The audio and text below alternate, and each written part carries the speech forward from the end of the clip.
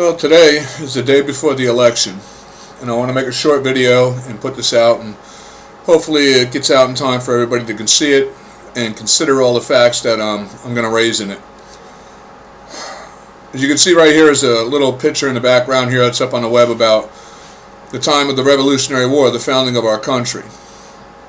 Since the founding of our country, we've had enemies within, because prior to America being founded, we have to remember, the world was ruled by dictators, totalitarian regimes, supreme leaders, kings and queens, people who were of elitist status that claimed themselves better than everybody else. The goal of the majority of the world leaders in that time, prior to America, was to enslave humanity under its control, to be ruler of the world, to dominate it all. That was the quest of what the madmen of that time was. Slavery was a prevalent thing around the world. Everyone participated in it. Most people don't know because history's been washed and kind of propagated in a way to where it favors those who want things to be considered one way over the truth of what they were. For instance, we never considered the fact of white slavery. To note that even in the founding time of America up to the time of when the United States was founded, there existed twice as many white slaves in Great Britain and around the world as there was black slaves in the United States. Which at the time, mind you, in the beginning was not the United States. We were founded under British rule. And that's another thing we need to consider and understand, that America had nothing to do with slavery. In fact, America, on its founding 244 years ago in 1777, was the first steps toward ending slavery, not only in the United States, of which would form to be what we are today, the United States of America, but by our actions it would end slavery around the world. Slavery was never an issue of truly race. It was always an issue of inhumanity.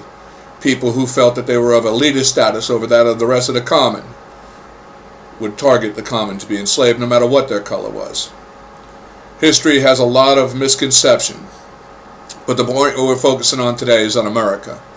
In America, we have to understand that during the time and after the Revolutionary War, we had enemies within. These enemies within were known as the British Loyalists. These loyalists were loyal to Britain, and following the Revolutionary War, they became the majority of the mass slaveholders in this new nation of the United States of America. They were the largest of landowners, because prior to the Revolutionary War, they were the governors appointed by the kings of Great Britain, who oversaw the biggest plantations and the biggest majority of slaves that operated and functioned those plantations in what was prior King George's rule of Great Britain. After the Revolutionary War, when America was to be established as the United States, the Tories claimed those lands and those slaves as their property. They became, as I said, the majority of slaveholders. I don't have a lot of time in this because tomorrow's the election, and there's history and other videos of where you can look into the details of this and take it upon yourself to look up and research the history. I'm someone who's been studying world history, culture, and religions now for 47 years. And I'm starting to understand why maybe my interest was so strong. It was so that somebody has an idea what's going on, because it seems we all are absent-minded to our history. Throughout the establishing of the United States of America, as we didn't form our nation and a government in a sense up until the time of 1789 when we had our Constitution drafted. Up until then we had what was known as the Federalist. And we had kind of a broken system of not knowing exactly who we were or what we were. In the original 13 colonies, though, the Americans, the true American patriots, knew what they were. We knew what we wanted. From the very beginning in 1777, we started to abolish slavery, starting with the first state of Vermont in 1777. Most are not aware of that. They think that slavery started to end only in 1861 during the Civil War, but it's not true. The American patriots wanted slavery abolished because they were very aware of the white slavery that took place back in Great Britain with the common of the Scottish and the Irish, who worked what they called back then the subterranean mines of the copper and brass mines for the king, and where people were labored to death in those mines, and they were considered so devalued to the kings and the elitist royal families that when they would die in these subterranean mines, be it a man, a woman, or a child, they weren't even worth bringing back up for a decent burial. They would just dig a hole in the mines and bury them. And most people aren't aware that during the time while slavery existed in what was developing to be the United States, there was twice as many white slaves around the world. It was not just a black issue. And even here in America, many are not aware that many free blacks existed who as well owned black slaves, which shows that it was not an issue of black and white. It was an issue of inhumanity. But the people who were the enemies here in America were these British loyalists. And these British loyalists, as we progress in time, we see that they always kept trying to divide the nation. If we remember in the future, an important thing that Abraham Lincoln said was that a house divided against itself can't stand. The world's totalitarian regimes around us hated America and its founding because we were the first nation to ever rise up that would form a government by the people, for the people, of the people, and where it was not a government that dictated over us what we can and cannot do, but rather a government there to serve us in the task of what we, the people, gave them to do. The totalitarian rulers of the world did not like this form of government, did not like this newly developed nation, and they wanted nothing more but to destroy it. And the British loyalists within, as well, wanted nothing more but to destroy it. They stayed loyal to Great Britain. And as time would progress, they did all they could. As you can see here in the background is the Democratic Republican Party, which is a propagated party that's has been put into history by today's Democratic Party and has been pushed since this time because the Democrats wish to establish themselves somehow as being a part of America. But in truth, the Democrats were never a part of America. Most aren't aware that it was the British loyalists who formed the Democratic Party. And they formed the Democratic Party as a pro-slavery party. The pro-slavery party of the Democrats were a political party established to fight for slave owners' rights and for the right to expand slavery across the country. They formed it in 1828, so they say. The records show that it really started to be formed in 1826. Prior, actually, even to that, it's shown that it existed the whole time, as you can see by what I just recently had here, the Democratic Republican Party. The Tories insisted on trying to instill a democracy, kind of a democratic democracy, of a pure democratic democracy system within what the American patriots were trying to form, of which we established under Thomas Jefferson, we know in 1789 with the Constitution. We formed our nation to be a republic. And under Article 4, Section 4 of the United States Constitution, it guarantees to every state and every citizen, every American of the United States, a Republican form of government. But, you know, the Democrats after 1828, upon forming the pro-slavery Democratic Party, attempted to divide the nation, and that's what happened. From 1828 forward, the Democrats would persist on defending slave rights and wishing to expand slavery, and the Republicans of the Free Republic of the Constitutional United States of America would continue to abolish slavery. And any new territories they established, they would establish as free states. The Democrats opposed this, and this is what led up to the point of where we get to 1861. In 1861, the Democrats, who were prior Tories, had separated from the United States of America, and they formed their own confederation of slave states. Most today aren't even aware, because the Democrats today have confounded our educational department to where they have literally propagated themselves in history where they're not even recognized for who they really are. But most aren't aware that the Democrats are actually the founders of the Confederate slave states. They drafted their own constitution, which is known as the Constitution of the Confederate States. Jefferson Davis was the president who was elected to the Democratic Party's Confederate slave states. In their constitution, had they won the war today, it would be a constitutional right to own a black person as a slave. In fact, under their constitution, it would be constitutional law that anyone born black was a slave. If you read their constitution. Thank God they lost the Civil War and the Republicans won.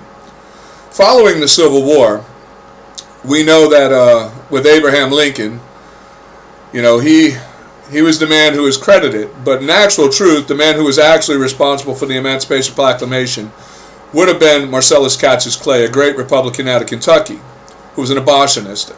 And he worked hard, and he's the man who, by his support, was who got Abraham Lincoln elected to be president, because as like sometimes in life we know, maybe not the man himself and his true values and principles are what we're looking for, but he's the man who will get the job done. And Marcellus Cassius Clay knew Abraham Lincoln was the man who would get the job done in the Emancipation Proclamation of making sure slavery was fully abolished in our country and that all black Americans would be free. So he supported Abraham Lincoln, and it was by his support of Marcellus Cassius Clay that Abraham Lincoln was elected president. As we progress forward, though, after time of the Civil War, we know that Democrats really did not want to give up. One of the biggest mistakes Abraham Lincoln made was selecting a Democrat, Andrew Johnson, as his VP. Lincoln thought that maybe he could quell the issues between the rivalry between the Democrats and Republicans in the Civil War by selecting him. But, the Democrats knew this was a great thing for them and a great opportunity, because all they would have to do now is kill Abraham Lincoln and they would have a Democrat in power. Andrew Johnson, for the majority of his tenure as President of the United States after they killed Abraham Lincoln, was pretty much faced with impeachment the whole time, and several times threats of hanging, because he tried to reverse everything that Abraham Lincoln did. Following Andrew Johnson, as you can see here in this picture, we have Ulysses S. Grant, which is a Republican. We have a run of Republicans that go all the way up to the time of Grover Cleveland. And Grover Cleveland is kind of an interesting president. Grover Cleveland kind of set the groundwork for how the Democratic Party would keep infiltrating our government and keep its party system around. He would enter in a way where he would give the people and tell the people whatever they wanted to hear. He would promise whatever it was people thought they desired, because he wanted to gain the favor of the people. While in office, he would attempt to portray that he was going to do so much for the minorities and the immigrants of the country who are minorities as well. But the thing people don't realize and never consider is that the Democratic Party is a majority rule party. And in a constitutional republic, as we are, as a constitutional republic of one people, we the people, it is a national issue that gets attention. Minorities is a divisive thing. You see, the Democrats figured out if they could divide immigrants by class, like the poor Irish, the poor Scottish, the poor black man, these small minorities, they could promise the world to you. They could promise the black American, the immigrant, that they will do everything within their power to give you all that you cry for without having any obligation to actually give it to you, because you're not a majority issue. And the Democrats only focus on majority issues. Minority issues take a secondary. Though they claim to be the supporters and the great civic justice warriors for the minorities and the immigrant, in truth, they never were and they never would be. The Democrats made clear, and we found out under Grover Cleveland, who, following Grover Cleveland, we had Benjamin Harrison, who was a Republican, and then again, Grover Cleveland got to take the presidency again, of which under that term we realized again what they were up to, because like usually they'll do the first term, which they kind of do nothing to show their true racial colors or their true discriminative nature against minorities and immigrants in this country, and what their true goal is to try and destroy this country and take it back into being a true democratic democracy, and where it could be unified again with the world's totalitarian regimes, and America would become a thing of history of which they would erase like as if it never existed. That's their goal. We notice after the second term of Grover Cleveland that there's a run again for Republican presidents all the way up until we made the greatest mistake in modern history. This man right here, Woodrow Wilson. Woodrow Wilson would be somebody who actually re-emerged the Jim Crow laws. Most aren't aware, which I have back here, it was the Ku Klux Klan was founded by the Democratic Party. It was founded by Confederate soldiers, who all the Confederate Army members were Democratic Party members. They were all Democrats. They founded the Democratic Party, which I'll put links to all this here, which people need to consider. The first Grand Wizard was one of the generals who was pardoned by Andrew Johnson from the Confederate military. And he was the first Grand Wizard of the Ku Klux Klan. The Democrats, mostly in their political position, push for what we all know in history. We've all heard of the Jim Crow laws, the separate but equal. We've seen the cases of things that come down, like the Pleasley versus Ferguson landmark cases that took place that in relation to segregation, of which the Democrats all push for. We know right here with Woodrow Wilson, and like this article here says, which I'll put in, he tried to reverse everything. He tried to reverse every black American progress. And what he did was disgusting. Woodrow Wilson, the following year, was with Margaret Sanger. He supported her greatly and funded her in Planned Parenthood, the woman who said that black people were like weeds that needed to be plucked out of our country or exterminated. He supported that. He also showed the birth of a nation in the White House. and revived the Ku Klux Klan in the United States. This was, he's renowned by the Democratic Party as one of their great presidents for what he did. And you'll find out, though the Democrats try to claim that there was these party switches, they claim one that took place back following the Civil War. They claim one took place in the 1930s, and they also claim that one took place in 1964 or 1965 upon the assassination of John F. Kennedy with Lyndon B. Johnson, which we're going to go forward real quickly and as briefly as possible because I want to give everyone something to consider in these things, and I want to get to the point I'm trying to make at hand, is how the Democratic Party is truly still the same Democratic Party it's always been.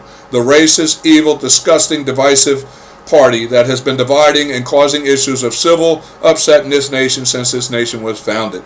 And we have to come to face the reality of this truth today, because tomorrow is an election that we cannot make a mistake on.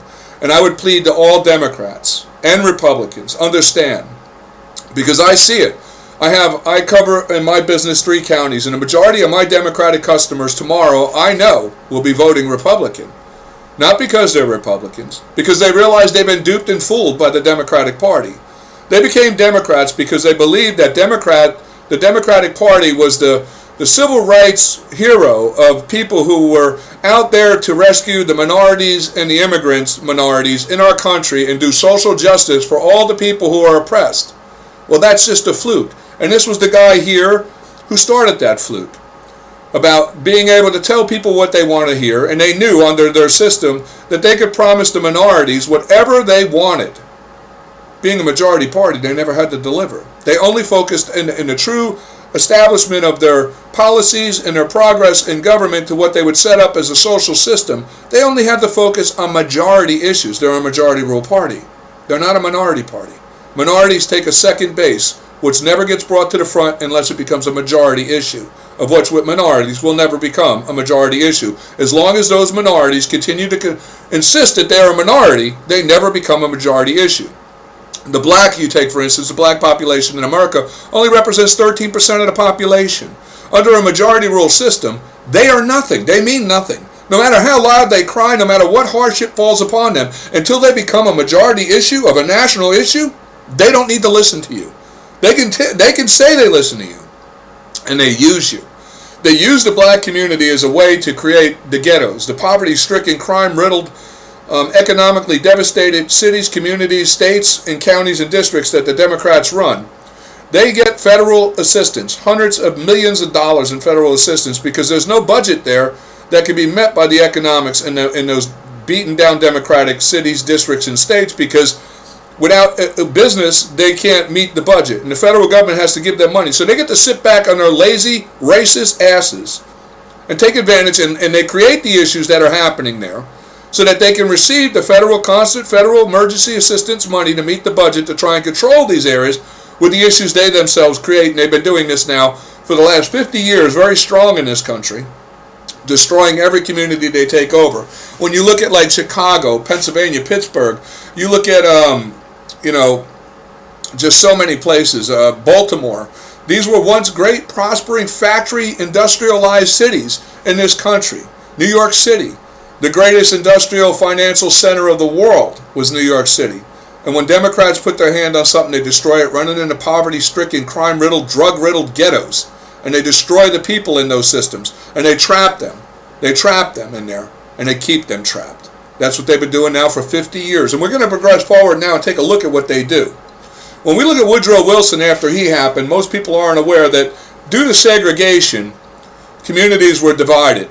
Blacks had their own communities, white had their own communities, but the Republicans were doing all they possibly could to make sure that blacks were guaranteed their rights and they were protected in their rights. And many black communities were rising up and they were excelling greatly in this country.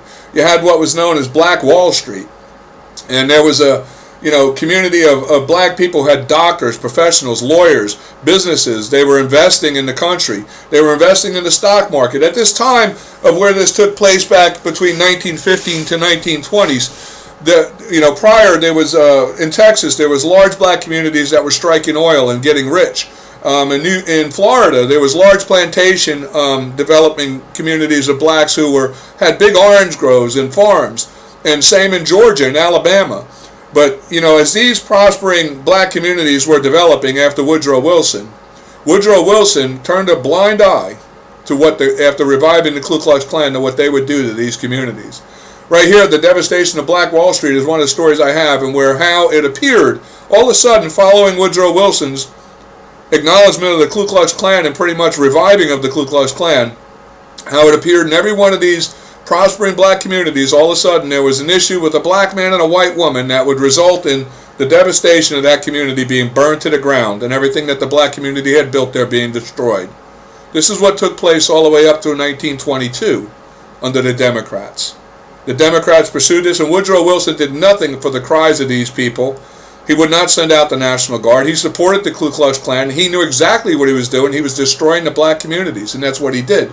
When you look at the history of these things, and with the segregation and the things that took place with Woodrow Wilson, and from 1910 forward, okay, it's just disgusting. We see this all the way up to Democrat Franklin D. Roosevelt with the New Deal, which was a joke. And we see this again as it progresses all the way up to this point here. Now, John F. Kennedy is what falls under what the majority of Democrats today are. Democrats are fooled into believing that the Democratic Party is the social justice warriors for the minorities and immigrants of this country, when in truth, they just put that front up.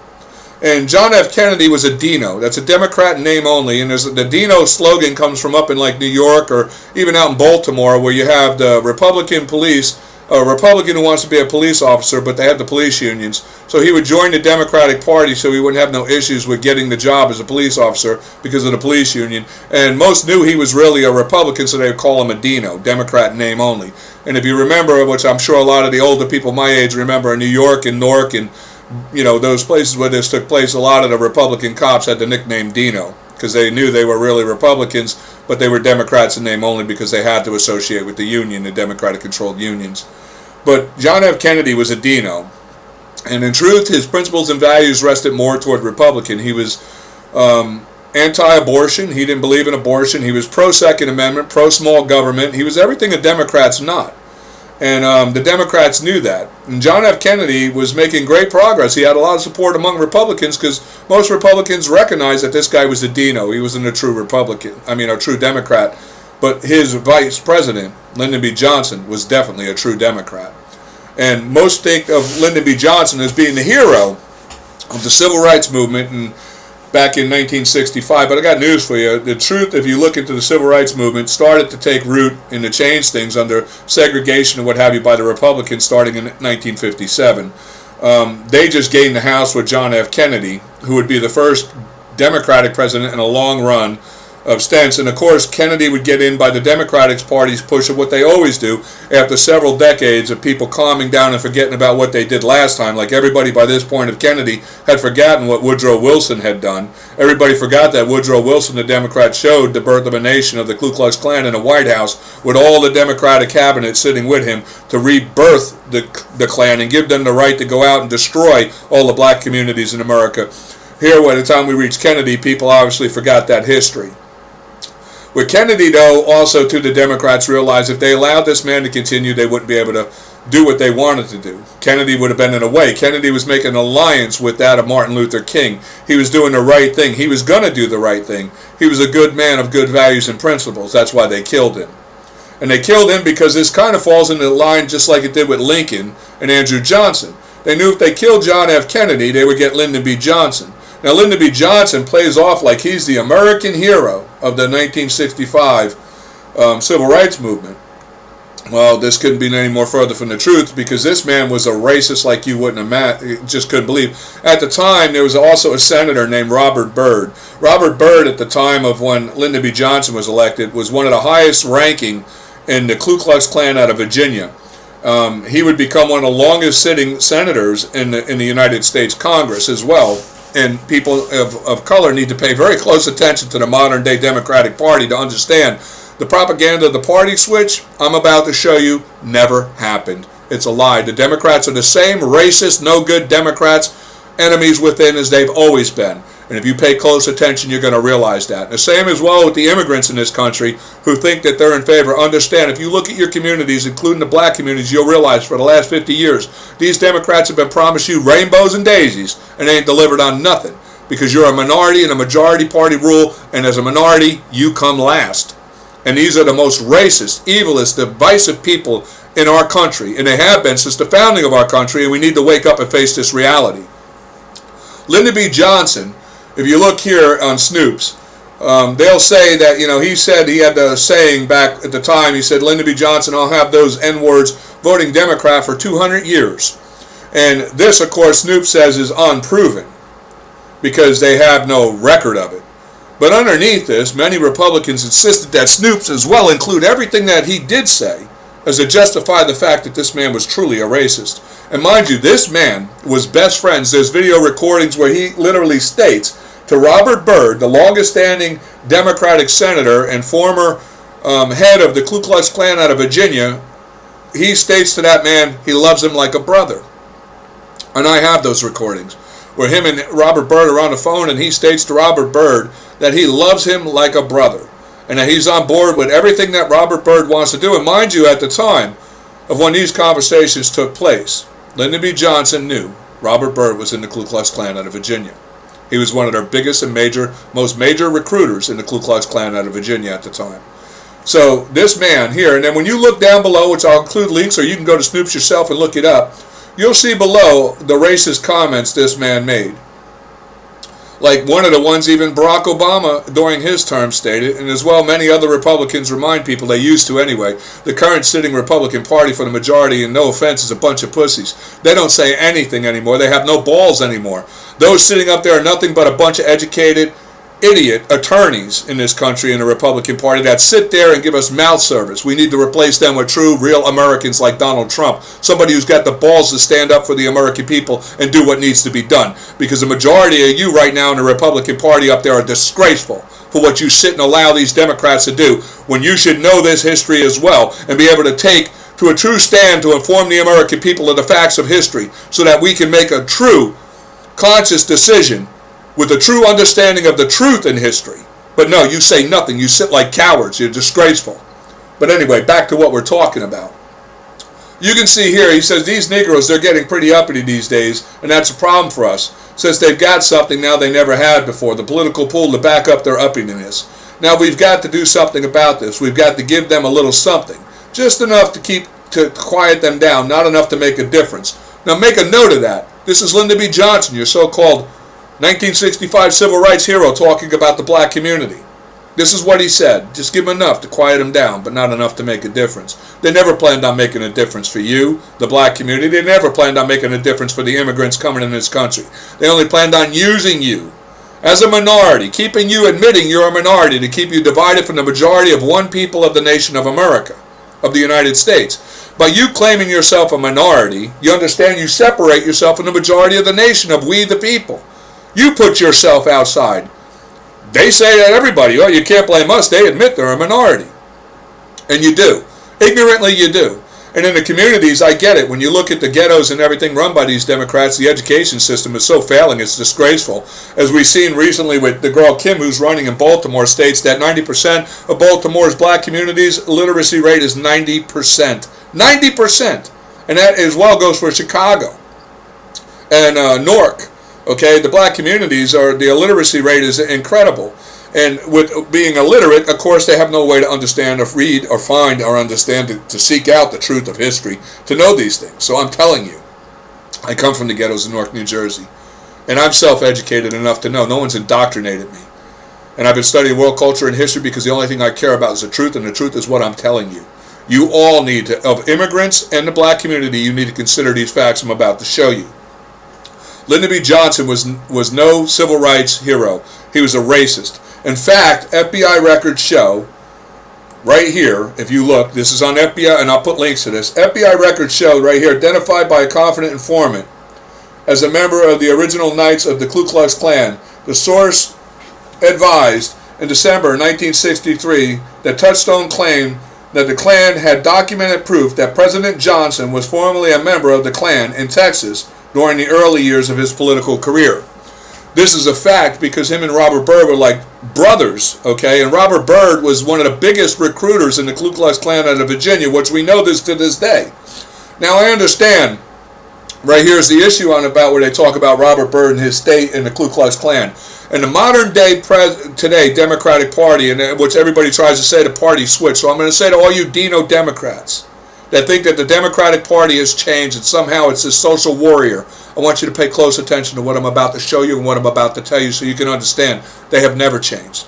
They are still the divisive, racist, no-good, elitist scumbags they've been since the time they were Tories in the founding of this country to the time they formed the Democratic Party's pro-slavery Democratic Party in 1828 and then formed the Confederate slave states in 1861 and caused a civil war in this country, and then after formed the Ku Klux Klan, the separate but equal, the Jim Crow laws. They opposed the 13th, 14th, and 15th Amendments, okay? And this is a fact which, you know, we're gonna look at. I got something to show you in relation to that.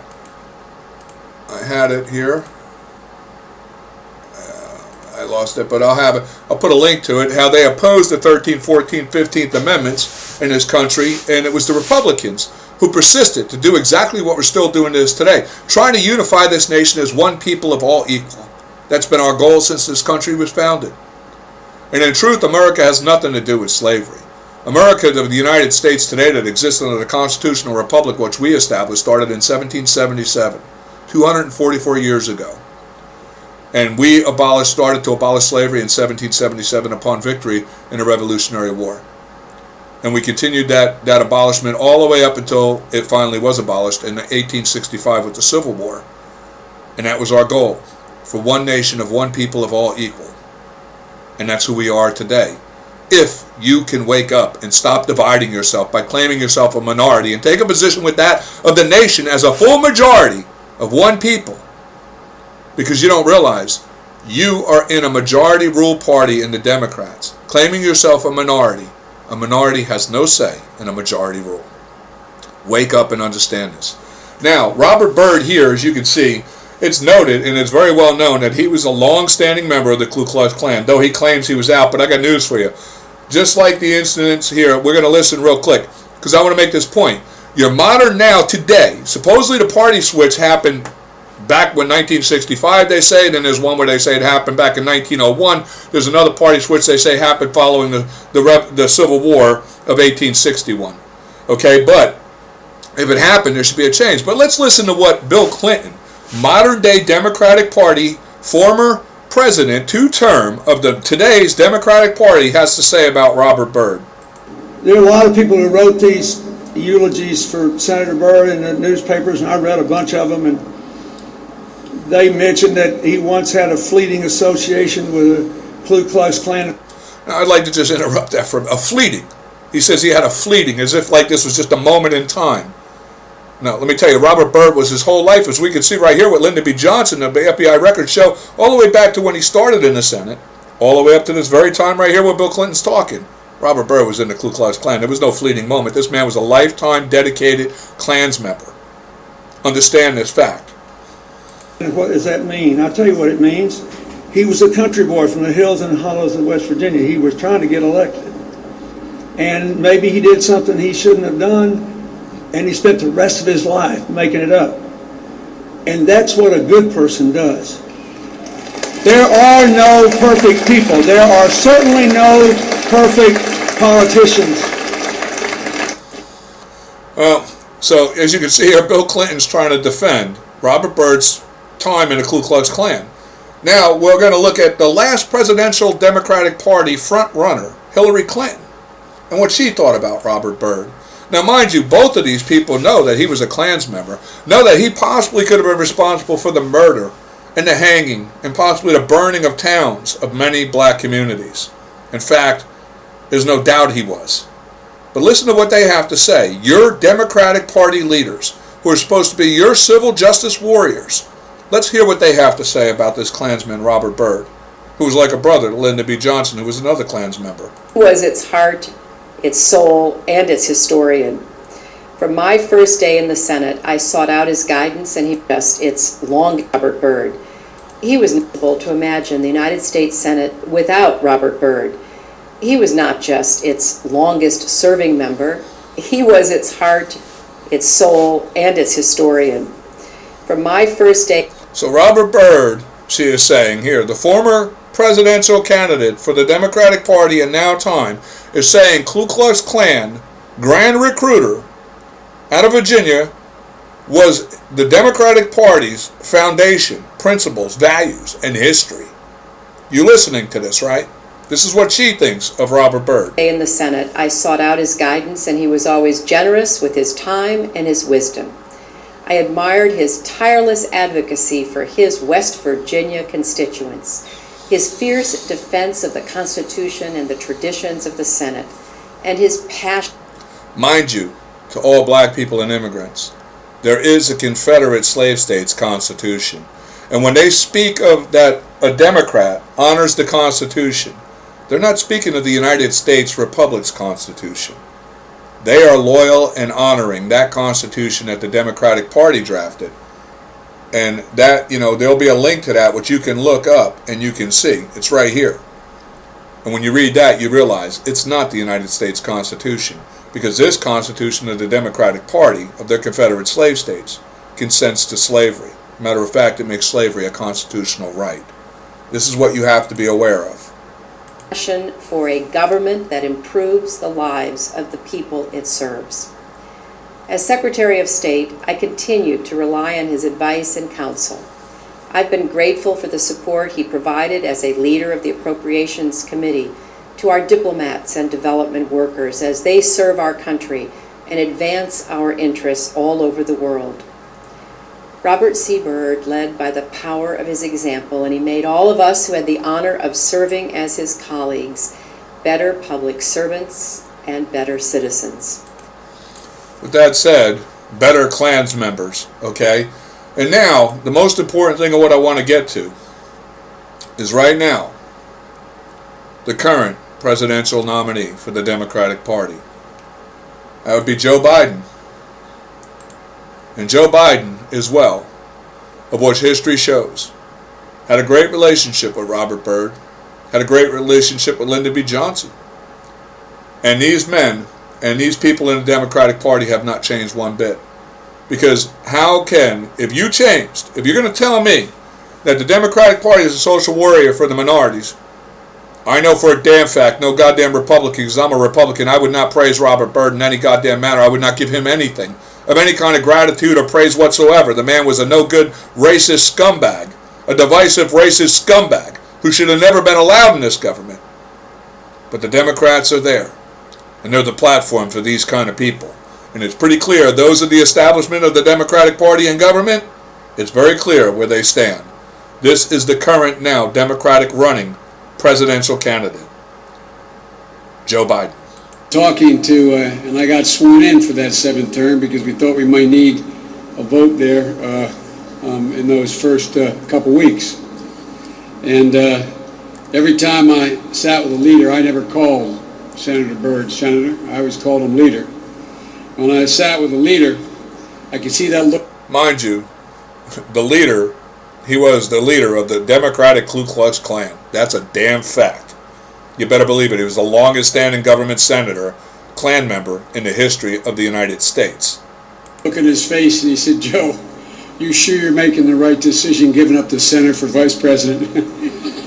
Because as the senators know, he revered the Senate. As Danny Inouye said going into the chamber when we were going in to honor your father, yesterday we walked in together. He said, "You know, Joe, had you stayed, you'd be number 2. I'm still number 2, Danny. I'm still number 2. Ladies and gentlemen, Mr. President, Well, I just want you to understand so you can see here. Today, right now, we have Kamala Harris, which claims that she wants to lead the black community to believe that she's an African-American black girl who grew up under the oppression here in America, which is that's a right-out lie.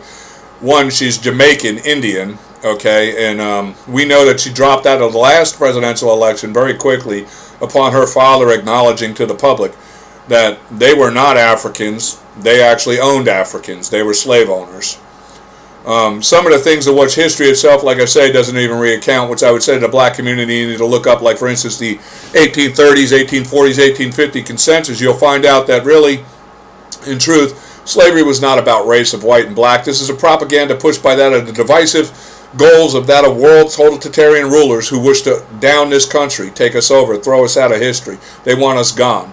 They use racial issues as a divisive measure to try and keep this nation divided and fighting against itself. As long as we as white and black people are fighting each other on racial issues, we're not focused on the government and what they're doing. And it's pretty clear by the Democratic Party what they want in this country. They want socialism. Socialism is communist. Okay? The Nazi Party was the Socialist Workers' Union. That's who they were. And the Democrats, even back during World War II, which we had very great suspect in our country, we had to watch them because they were very on board with Hitler. They've always been on board with destroying America. Since the time they were the Tories, where they fought with the British against us, as the Patriot Americans of which we tried to fight for our independence, they fought with the British. From the back door, we had to fight them in our first civil conflict in this country. After winning the War of Independence, the Tories continued to fight us all the way up to the times where they tried to keep creating divisive parties like the Democratic Republican Party, as they say, the Federalist parties, and you name it, the Whigs, you name it. They come up with all kinds of divisive parties to try and divide what was established as a republic, the United States, under Article 4, Section 4, a single-party system as a republic. They succeeded in dividing the nation into a two-party system in 1828 where they formed the Democratic Party. It was a pro-slavery party to protect the rights of slave owners.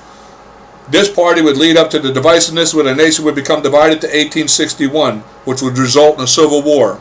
That civil war was caused by the Democrats succeeding from the Union, forming the Confederate slave states, drafting their own constitution, electing their own Democratic Party president, Jefferson Davis, and taking to a civil war trying to overthrow this nation so that they could keep slavery.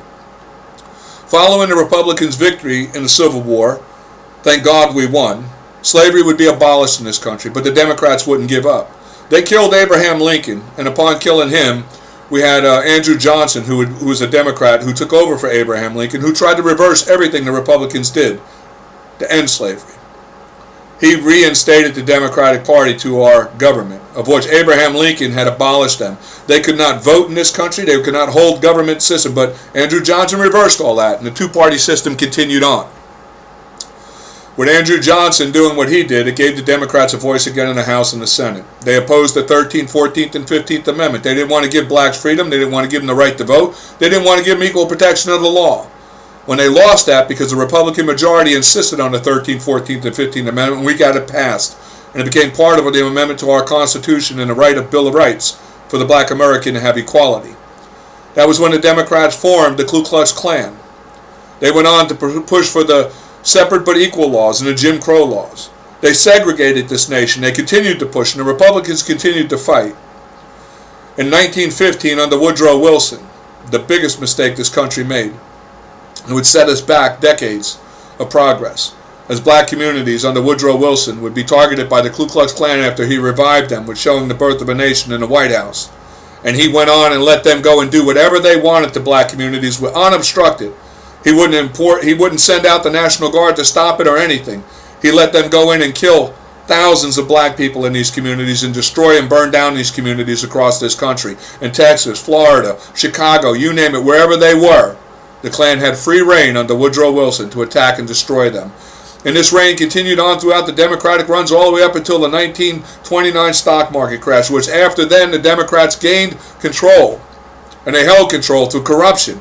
As a result of the then situation economically in our country with the Depression, elections were easily corrupted. The whole nation was on a weak platform of literally falling apart. Luckily, we found our footing, though. And again, Republicans were able to grab the horns. But then we lost those horns because it seems we always forget our history. Like I said, by 1960s, we forgot our history again. And at that time, too, we had a Dino Democrat, who was John F. Kennedy. And under his pitch to the public felt good about it.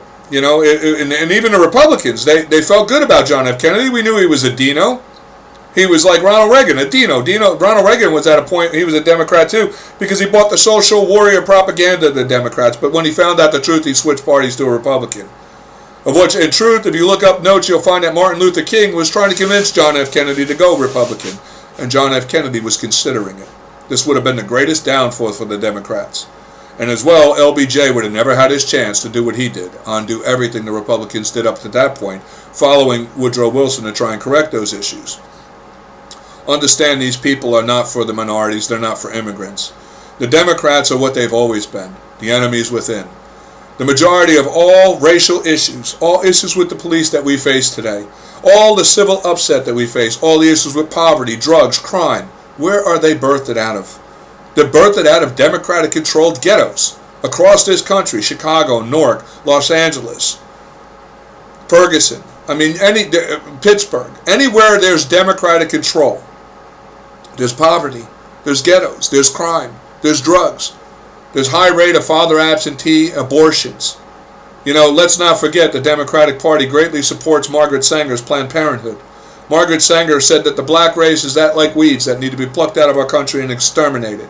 Planned Parenthood is her vision, her goal to do that. You'll find one of them in every Democratic-controlled city, district, and state. They are rampant all over the place among the black communities.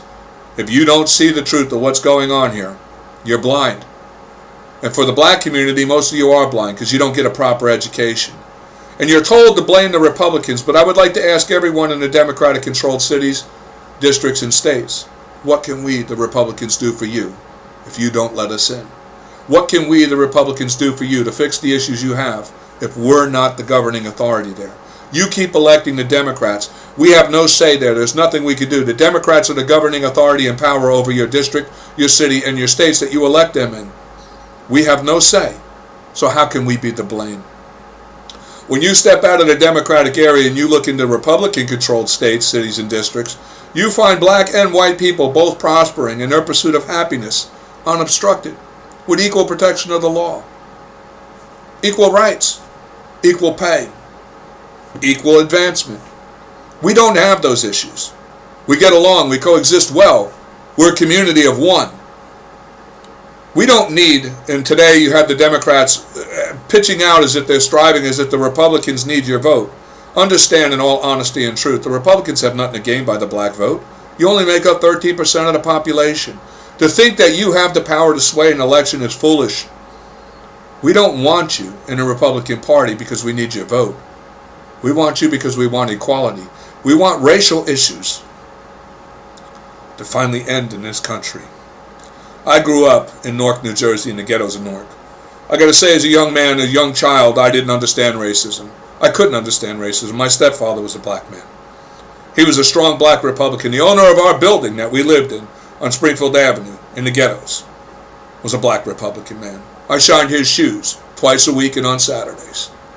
And that man shared great wisdom with me about business and understanding and the pursuit of happiness and my ability to dream and be an American. And I strive to listen. I listened to that man. And I am who I am today because I listened to those men. I listened to the good, positive influence of the people who gave me direction out of the ghetto. And I also listened to great blessings that came into our family. Great men of two great brother-in-laws I have. That gave me good values. We have in our family many diversities. I have members of my family and my immediate family and secondary family that are black, Spanish. We have a diversity of cultures and ideologies in our family. I love them all. My sister has black grandchildren. We love them just as well. There's no difference. In our family, there's no difference. And I don't want my grandchildren, my children, or any of my nieces, nephews, cousins, or any of them happen to grow up in a world where they have to look at their own family as being unequal. And that's all the Democrats do. They divide. That's their whole pitch, is to divide and keep this nation divided.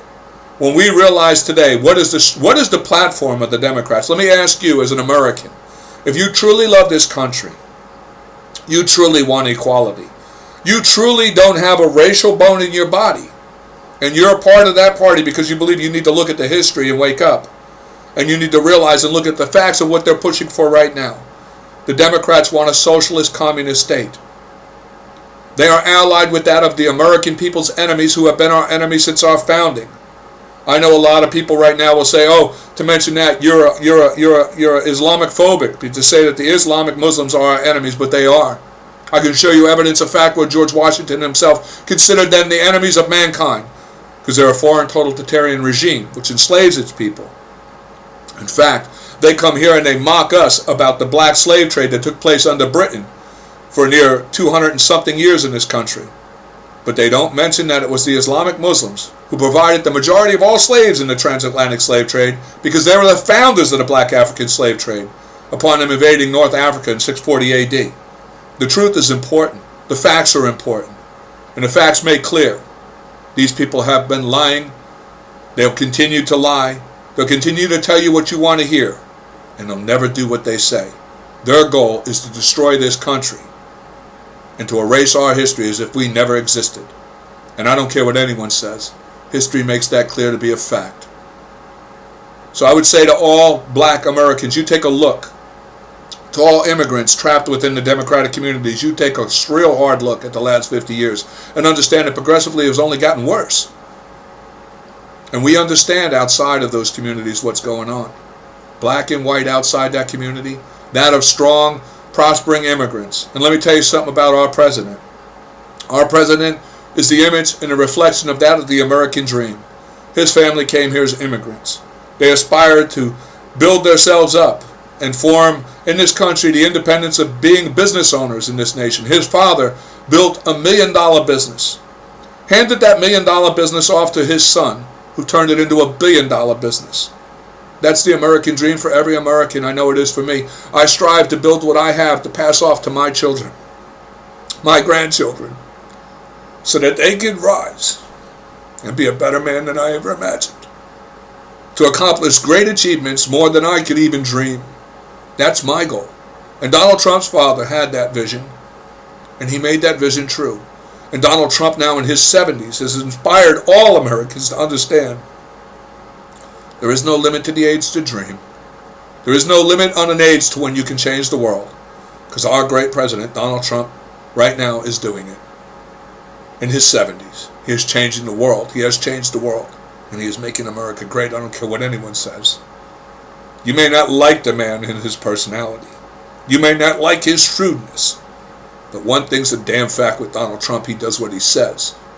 And what he says he's going to get done, he gets done. And the man's honest.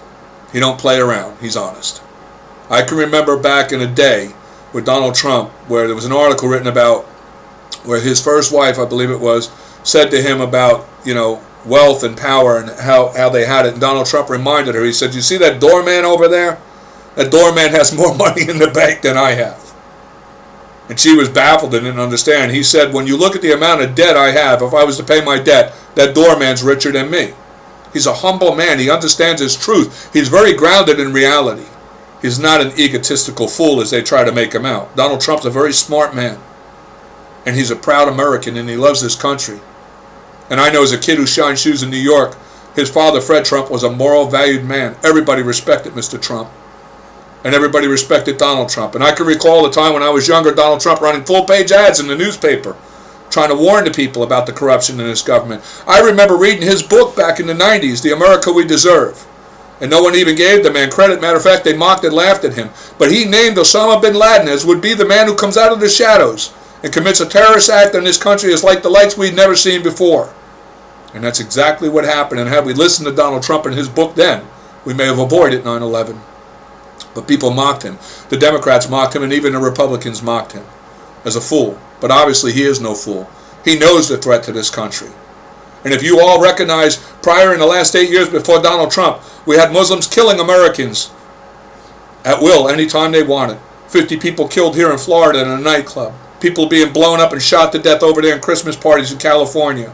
People being run over on holidays like the 4th of July and what have you by these Muslims. But since Donald Trump's been in, that's been quelled, hasn't it? It's been stopped, hasn't it? Because they know with Donald Trump, he's not playing. And under Donald Trump's administration and his leadership, we're safe in our own country again. And mind you, in the last 8 years, is the first time ever in the history of the country that we were attacked by enemies on our own ground. Starting in 2001 with 9/11 and forward. It continued until Donald Trump came in, and now it's stopped. We need to wake up and realize, and I say this to every Democrat and Republican, I don't say this as a party, I say this as an American. I'm telling you right now to you Democrats, I might be an older man right now, but I'll fight. I'll fight, and believe me, I'll kill every one of you I can before you kill me. As long as I get more than one and it's an equal ground, if you want a civil war, I'm willing. Believe me, I'm willing. And I know millions and millions of Republican, good, honest, God-loving Americans are with me. Believe me, we're not cowards. We just are not idiots like you. We are just not violent and incitive like you. And in truth, we don't use people like you. You're using the black communities that are stuck within your Democratic-controlled, poverty-stricken ghettos to incite riots and to go out there and loot and cause violence because you want to make the president look bad. You want to redirect away from people looking at the truth of who you are. And you in the black community, you need to wake up and understand this. They're using you. They're using you to create this division. I'm pleading with you to unify. I'm pleading with you to unify. Let's make America what it was intended to be. Let's unify as one people. Because understand, when black and white people put the race issue aside, of which if we look at the truth, you're going to find out it doesn't even really exist. If we put it aside and we unify as one people, if we would have done this back before Woodrow Wilson could have never done what he did in destroying the black communities that were prospering, because there would have been an equal interest of white and black in those communities. And together as a nation, we would have been like, no, we're not going to take this loss. Let's not let that happen again, because that's the goal of the Democrats, to keep us divided. Let's not let that happen again. Let's go forward for progress for a greater America. Let's go forward and make sure that what great we make America, we keep America that great. Let's go forward as one people of all equal, under God, indivisible, with liberty and justice for all. Let's go forward not as black or white, but as Americans. For the sake of our children, our posterity, our future, let's do what is right for humanity. America has done more for all the world than any nation in world history we know of. And we will continue to do great things. And united together as one nation of one people, we can do things of such greatness as if we never knew before. We have to stop the insanity, and we have to unify. I hope this message reaches everyone. I hope everyone takes the time to consider the evidence that I present. I'll include links. And think hard on this before you vote tomorrow. Vote on the basis of the facts of truth, not the truth you've been told. If there's no facts to support the truth, it's not the truth, it's lies. I'm telling you facts. So to everybody, make a conscious decision. Think of your children, your grandchildren. Think of our future. Think of the posterity. Because one thing each and every one of us is born with the obligation in this country to, is to preserve this nation as it was preserved for us. Millions of people have given their life, their very life, so that we could have what we have this day. They preserved it for us. And we are on so close of a line of losing it. We owe it to that posterity that they have what we had. The same chance, the same opportunity, the same freedom, the same liberty, the same pursuit for happiness, to dream. We owe it to them because it was given to us. We can't be so selfish and ignorant that we let it go and deprive them of that very great thing that we have in being Americans. Thank you all for everyone who took the time to watch this video. And I pray in Jesus' name that every American take the time to review their conscience, look in the mirror, consider these facts. And tomorrow when you vote for the future on the foundation of facts and truth. Seek God, seek wisdom, seek an understanding to a higher power that can guide you, and do what's right for America. I'm not talking about party, I'm talking about America. You do what's right for America. Thank you again. God bless everybody, and God bless America, and God bless our President, Donald Trump. Again, I thank everybody for taking the time to listen to my video. Have a good day.